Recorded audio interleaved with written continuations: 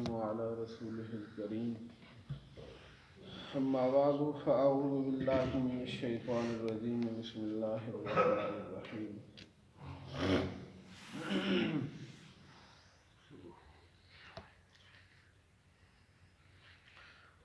عن أبي هريرة قال قال رسول الله صلى الله عليه وسلم ولقد كان فيما قبلكم من الأمم محدثون إلى آخره صدق الله مولانا العظيم صلاة والسلام عليك سيدي يا رسول الله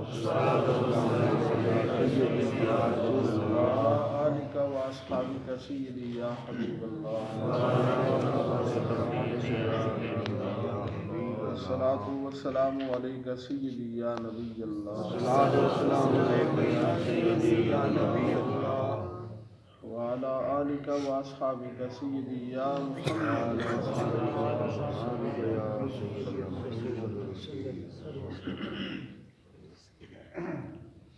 حضرت ابو ہریرہ فرماتے ہیں نبی پاک علیہ السلام نے فرمایا وَلَقَدْ كَانَ فِيمَا قَبْلَكُم مِّنَ الْأُمَمِ مُحَدَّثُونَ، فرمایا پہلی امتوں میں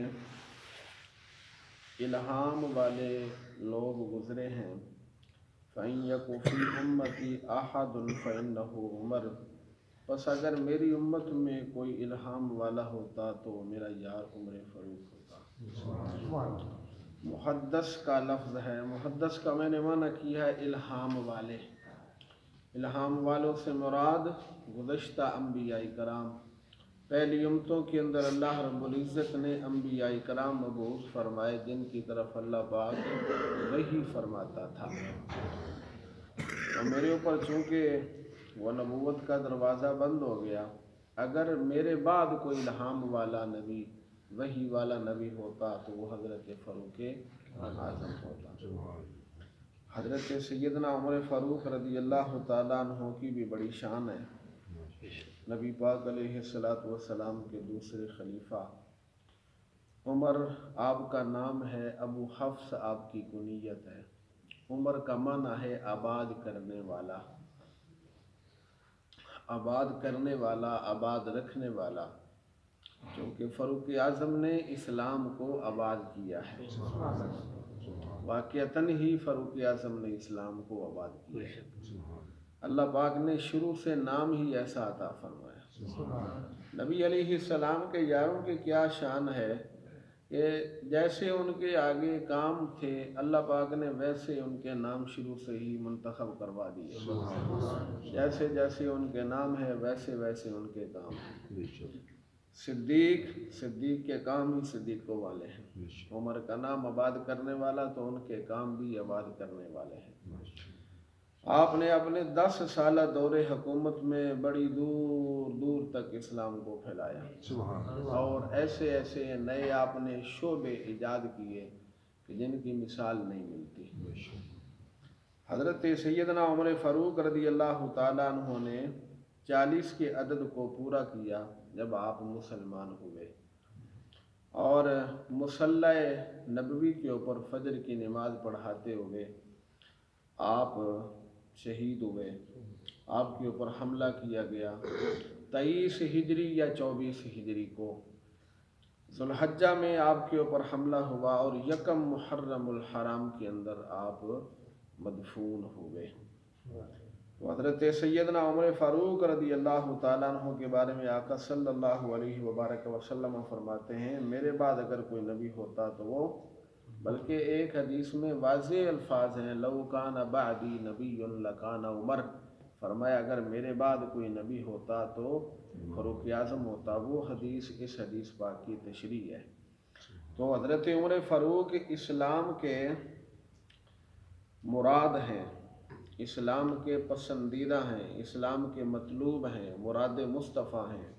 اسلام نے فاروق اعظم کو طلب کیا ہے، مصطفیٰ کریم نے اللہ تعالیٰ سے مانگ کر لیا ہے. حضرت سعد بن ابی وقاص فرماتے ہیں قال استاذن عمر بن الخطاب علی رسول اللہ صلی اللہ علیہ وسلم وعنده نسبۃ من قریش یکلمنہ ویستکثرنہ عالیۃ اصواتہن. حضرت عمر فاروق آئے نبی پاک علیہ السلام کی بارگاہ میں تو نبی پاک علیہ السلام کے پاس کچھ عورتیں بیٹھی ہوئی تھیں جو کہ حضور علیہ الصلاۃ والسلام سے زیادہ مانگنے کا بلند آواز سے سوال کر رہی تھی۔ حضور علیہ السلام سے قریش کی کچھ عورتیں حضور کے پاس ہیں اور مانگنے کا سوال کر رہی ہیں، بار بار اصرار کرتی ہیں اور بلند آواز کرتی ہیں۔ حضرت عمر فاروق آئے، انہوں نے اجازت طلب کی، یا نبی اللہ میں بھی آ جاؤں آپ کی بارگاہ میں۔ نبی علیہ الصلاۃ والسلام کی بارگاہ میں جب عمر فاروق نے اجازت مانگی تو نبی کریم صاحب الاولاق صلی اللہ علیہ وبارک وسلم نے ان کو اجازت عطا فرمائی۔ فلما استاذن عمر قمنا فبادرنا الحجاب فدخل عمر ورسول اللہ صلی اللہ علیہ وسلم يضحك فقال اضحك اللہ سنك یا رسول اللہ۔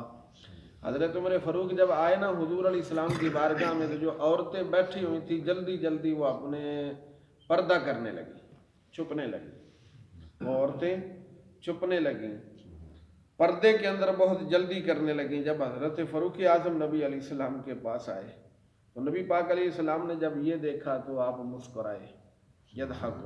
حضور علیہ السلام نے ان عورتوں کو جب دیکھا کہ حضرت عمر فاروق کا اتنا ہی ان کو ڈر ہے، جب حضرت عمر فاروق آئے تو پردے میں وہ جلدی کرنے لگی۔ حضرت فاروق اعظم جب آتے ہیں یضحک، نبی علیہ السلام تبسم فرما رہے تھے۔ فقال اضحک اللہ سنک یا رسول اللہ۔ فاروق اعظم عرض کرتے ہیں یا رسول اللہ، اللہ آپ کو ہمیشہ مسکراتا ہی رکھے۔ بہت ہی خوبصورت منظر ہے، آپ تبسم فرما رہے ہیں۔ ہم چاہتے ہیں کہ اللہ پاک ہمیشہ ہی، معلوم ہوا کہ مانگنے کے بھی سلیقے ہوتے ہیں، وہ بات پوچھنے کے مانگنے کے سلیقے ہوتے ہیں، انداز ہوتے ہیں۔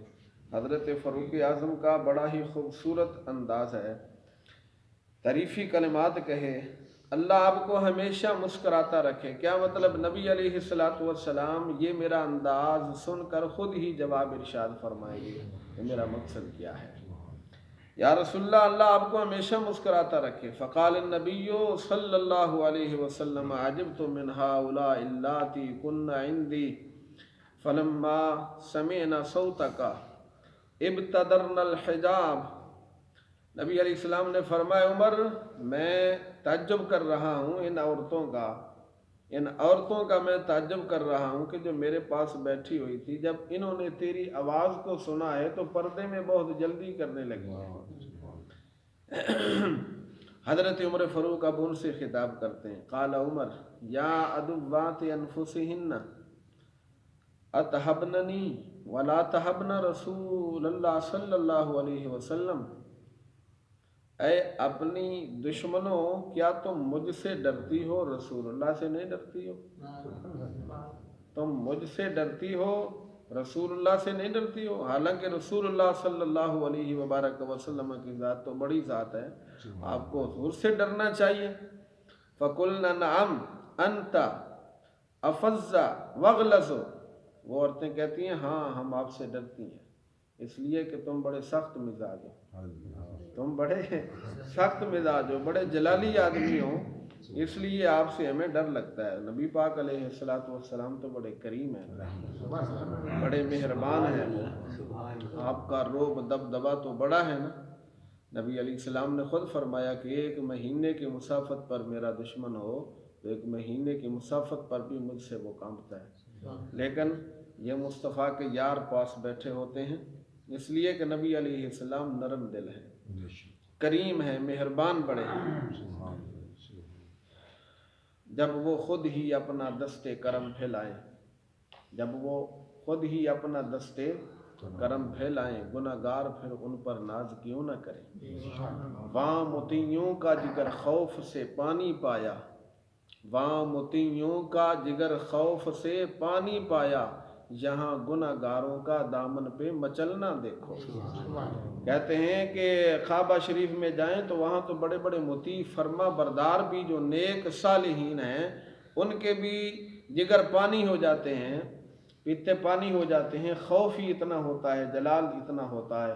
لیکن مدینہ شریف میں آئیں تو جو گناہ گار ہیں وہ بھی مصطفیٰ کے دامن سے لپٹ جاتے ہیں، اس لیے کہ مصطفیٰ گناہ گاروں کو محروم نہیں کرتے. تو چونکہ نبی علیہ السلام کی طبیعت مبارکہ میں نرم دلی تھی، رحم دلی تھی، اس لیے وہ بڑے ناز اور ادا کے ساتھ حضور علیہ السلام سے سوال کر رہی تھی، یا رسول اللہ اور زیادہ دے، اور زیادہ عطا کریں.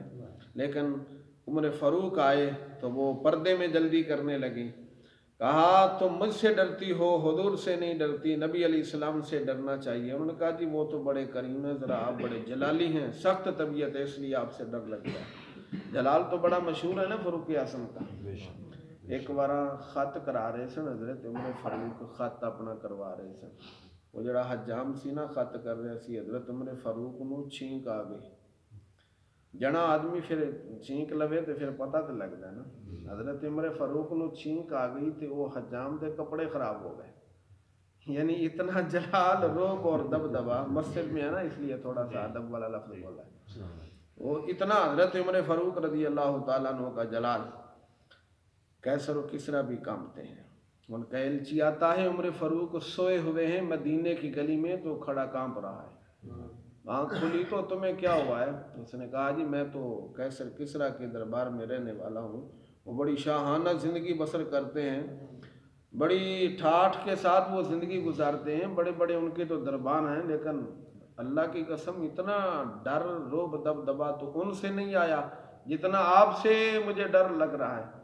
فرمایا یہ میرا روب دبدبا نہیں ہے، یہ اللہ تبارک و تعالیٰ کی عطا کردہ روحانیت کا روب اور دبدبا. میرے رب کا وعدہ ہے کہ تم اللہ سے ڈرو، اللہ ساری مخلوق سے ڈرائے گا. تم سے، ساری مخلوق کو تم سے ڈرائے گا. تم اپنے رب سے ڈرو. رب سے ڈرنے والے تھے. فقال رسول اللہ صلی اللہ علیہ وسلم ایہن یا ابن الخطاب. حضور علیہ السلام نے فرمایا